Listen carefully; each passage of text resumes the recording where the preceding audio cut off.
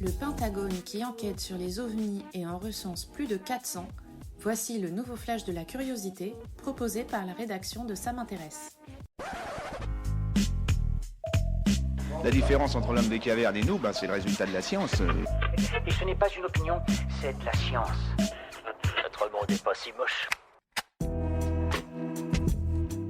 Un certain nombre d'exemples restent non résolus selon Scott Bray, directeur adjoint du renseignement de la marine américaine. Ce mardi 17 mai, de hauts responsables militaires et du renseignement américain ont tenu une audience publique au Congrès à Washington sur les phénomènes aériens non identifiés.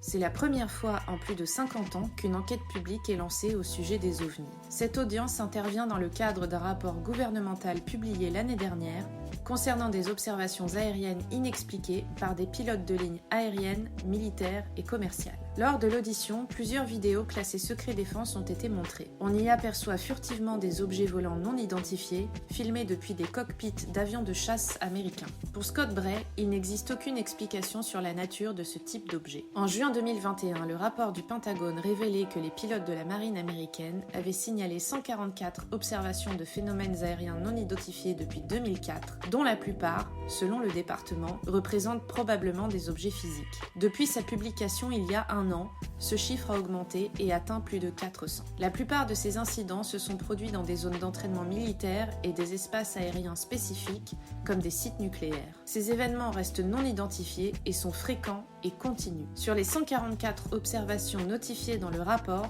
18 ont affiché des comportements de vol extrêmement inhabituels. Ces objets mystérieux semblent rester immobiles dans les vents en altitude, se déplacent contre le vent, manœuvrent brusquement ou se déplacent à une vitesse considérable sans moyen de propulsion perceptible. Le sous-secrétaire à la Défense pour le renseignement et la sécurité américain admet que le Pentagone ne peut exclure la possibilité que ces observations puissent être liées à la vie extraterrestre. Super, j'adore. Alors écoute-moi bien, je vais essayer d'être clair avec toi. Ouais, génial.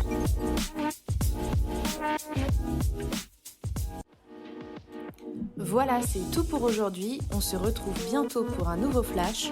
En attendant, vous pouvez retrouver tous nos épisodes sur les plateformes de podcast Spotify, Deezer et Apple Podcast.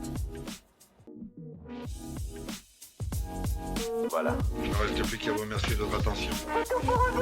Au revoir.